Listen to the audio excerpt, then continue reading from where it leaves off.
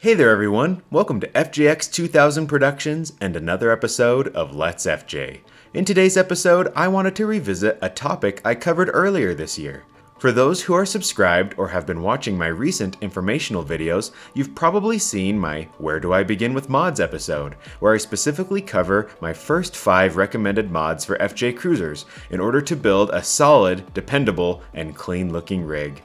But, as some of you pointed out, and as I briefly mentioned in that video, the things I mentioned really aren't exclusive to FJ Cruisers, and actually hold true for other similar Toyotas, such as the 4Runner and Tacoma, and to a lesser extent, the Tundra and Sequoia, or modern Land Cruiser. And seeing as that first video has the strange audio issue where sound only comes out of the left speaker, I wanted to go through what I call the FJX2000 list once again and emphasize those mods, but for all off-road independent front suspension Toyotas. Be sure to check out that original video, which I will leave a link for in the description below, for more details as to the origin of the FJX2000 list or more FJ Cruiser specific recommendations. This is actually my first sponsored video as well, with Oxbeam generously supporting me today, so stick around in the video to get a sweet discount code for their products and for more details about what they have to offer and to see their LEDs that I now have mounted on my own FJ Cruiser. Now remember, this list is simply my own personal opinion, so you can take it or leave it, but after 10 years of FJ Cruiser ownership, sinking thousands of research hours into modifications, spending hundreds of hours behind the wheel off-roading, and getting plenty of hands-on experience with modifying my own 2 FJ Cruisers, and participating in multiple Toyota off-road events, I feel like I've formulated a solid list that'll get you a dependable, clean build that still allows plenty of room for personalization, so your Toyota is unique to your tastes and modification goals. If you follow this list, you'll love the way your Toyota looks and handles the trails, and it'll be turning heads everywhere you go. My list, or again, the FJX2000 list, consists of 5 main mods in order of how I would suggest you purchase them. Number 1 is rock sliders. Some Toyota vehicles may come from the dealership or factory with the OEM rock rails, or rock sliders, whatever you want to call them. These rails sit below the sides of the vehicle and offer crucial protection needed for your doors and lower side panels, especially when off-roading over rugged terrain. Though the factory rock rails are better than nothing, I would recommend looking into sliders that stick further out on the sides in order to offer additional protection from rocks or obstacles that may not be directly below your Toyota, since the OEM ones sit pretty tight to the body.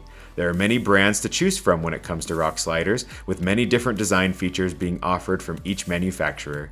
Some are open, while others have plating on top that sort of acts like a platform to step on. Some are made out of round tubing, while others are made out of square tubing, or even a combination of both. Different companies will incorporate their own style of tube bending to give their sliders a unique look or appearance, though functionally, most sliders will perform the same. I personally recommend rock sliders with a kickout at the rear, as they may help when cornering around obstacles by making sure your rear body panels are more protected from rocks or trees coming in from the sides. I've seen instances where folks sustain trail damage on their rear fenders due to a close rock or tree, and that damage could have been avoided if they had sliders with kickouts. My own uncle had a pretty stock FJ Cruiser at one point, and his first big mod was rock sliders. After he saw at his first FJ Summit event how beat up his step rails had gotten, as they were not designed for taking off-road impacts, he realized how important of an addition rock sliders truly are. If you have the Toyota OEM rock rails, which I actually had on my own first FJ, you may look at upgrading them. I did use mine from time to time, and I have seen others use theirs, meaning I have seen the entire weight of one side of the FJ resting on them and scraping against a rock. So they get the job done, but again, they are still so tight to the vehicle that they don't offer a lot of protection unless the rock or obstacle is right underneath you. Objects protruding from the side would still easily be able to make contact with the vehicle, and I've read that the factory sliders can rust from time to time or be crushed if the impact is hard enough due to the tubing not being very thick. So going with an aftermarket option is never a bad idea. Be sure to also avoid Nerf bars or side steps on your rock rails, at least if you are planning on doing more serious wheeling. These often aren't built to handle hard impacts and obviously hang lower, thus making them more prone to getting caught on obstacles rather than simply allowing for something like a rock to slide past. In the end, rock sliders are a necessity if you want to have a suitable off-road rig and want to avoid the headaches of possible lower body damage on the trail. Plus, if you have to use a high lift jack in order to change a tire or get yourself out of a tricky situation, rock sliders are a great place to jack up your rig from. Second on my list is installing a proper suspension lift. I just want to say now that the FJ Cruiser, Tacoma, and 4Runner are all very capable as is, and I would be sure that you go off-roading with your rig in stock form so you can see what it can really do. Many people are surprised by the places their stock FJs will get them, and you may find, for what you do, that you don't need a lift. But if you find that you are occasionally scraping while off-road, a lift will give you an additional edge as it will increase your approach, descent, and breakover angles, making scraping on underbody components a little less likely. Depending on which suspension brand you choose as well, ride quality and capability of your suspension will increase, which is always a plus. For the standard Toyota off-roader, I would choose the most common and capable kind of lift found in our community, a 3-inch lift. When it comes to FJ Cruisers, I have a whole 3-part series of videos diving into all the details of FJ lifts and suspension, so check out that series if it applies to you. A link will be in the description. But when I say I recommend a 3-inch lift, I mean a real 3-inch lift. I would not recommend getting the cheaper and therefore more appealing spacer lifts or leveling kits that you might see in your internet searches. These kits use spacer pucks that are placed above the front struts and/or the rear springs in order to achieve lift. Some spacer lifts may include replacement rear shocks or even rear springs, but still use a spacer for the front suspension. So don't be fooled by some kits even if they come with more eye-catching parts. Spacer lifts can lead to a few bad side effects. 1, they can lengthen your front shocks beyond the reach of the front bump stop, which can cause them to blow out while off-roading. 2, the shock stems could fail if put under enough stress in extreme conditions. 3, the upper control arm ball joints could make contact with the front springs and lead to premature ball joint failure. And 4, the CV boots could tear or the CV axle could break altogether if used in conjunction with aftermarket front upper control arms. Those are just some of the nightmare occurrences a spacer lift can have if used for more heavy-duty off-roading. However, at the same time, since I was an inexperienced FJ owner once upon a time, my first FJ had a 3-inch lift kit, which was actually a spacer lift. I wheeled with it for 2.5 years in the mountains of Colorado and on the Red Rock trails of Moab with few issues. It wasn't an ideal setup by any means, but it did technically get the job done. I also recommend avoiding 6-inch lifts as they are generally more for show than function and do not help much with off-roading. Though they may increase the approach, breakover, and descent angles of your rig for off-roading, they also raise the center of gravity to a higher level, which dangerously increases the likelihood of a rollover in tippy, off-camber situations. Plus, these kits are essentially extra-large spacer lifts, as seen from the huge spacer that goes above the front struts. And some kits require welding and fabrication work that is irreversible, leaving you with a 6-inch lifted vehicle until you decide to sell it.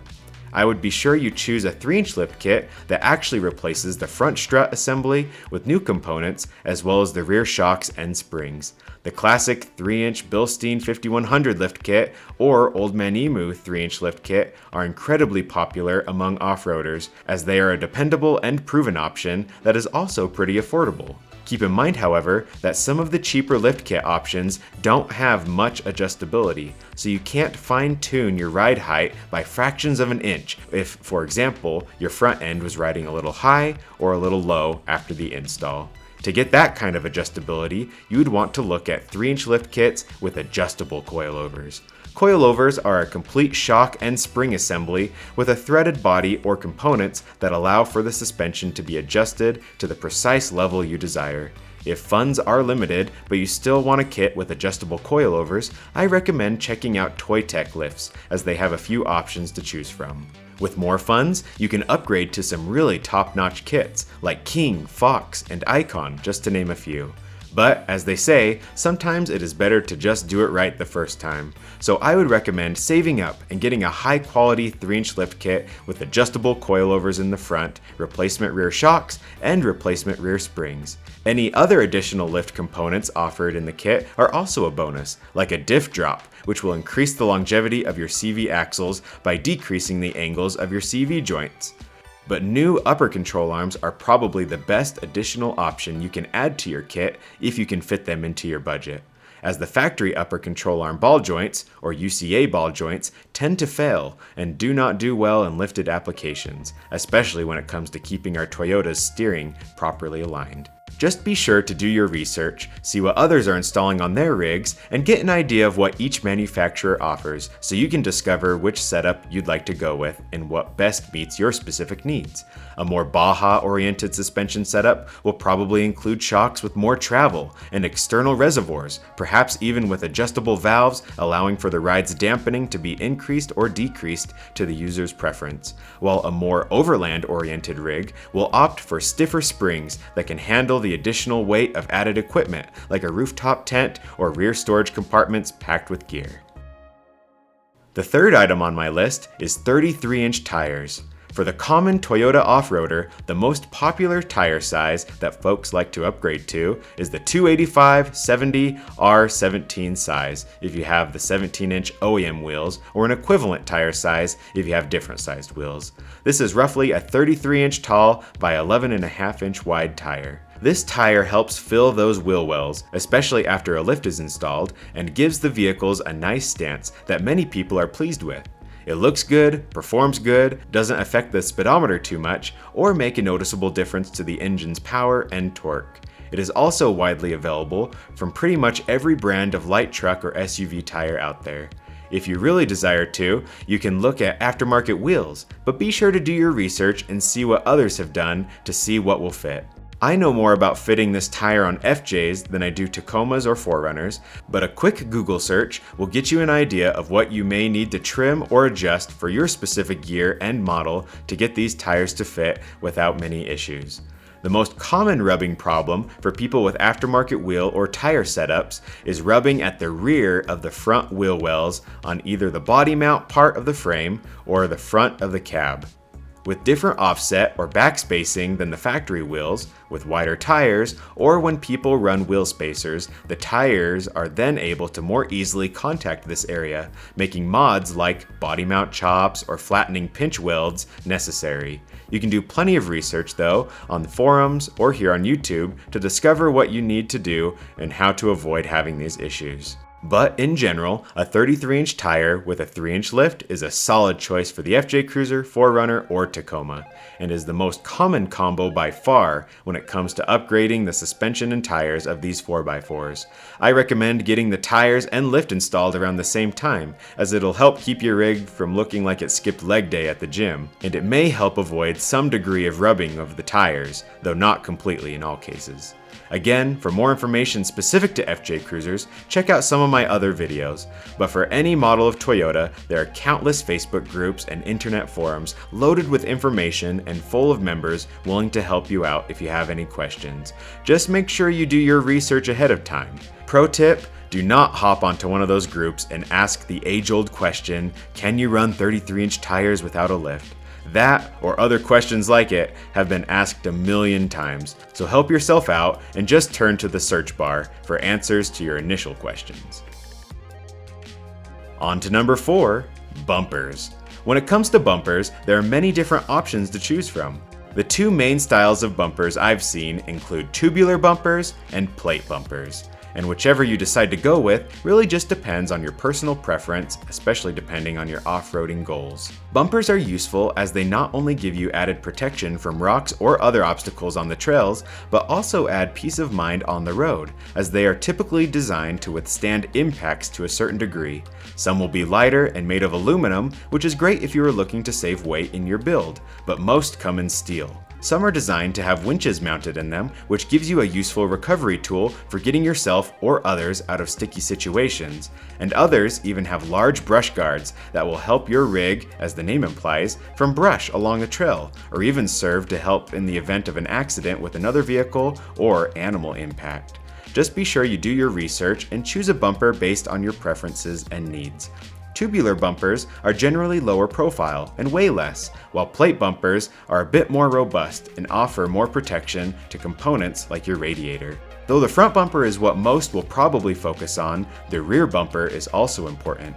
Some rear bumpers can have nice swing-out arms that are good for carrying heavy equipment and mounting larger spare tires to. If you have an FJ, swing-outs alleviate stress on the rear cargo door hinges of the FJ and can save your rear cargo door piston from wearing out prematurely. If you have a Tacoma or 4Runner, mounting the tire on the rear bumper swing-out arm makes it far more accessible should you need to change a tire on the trail.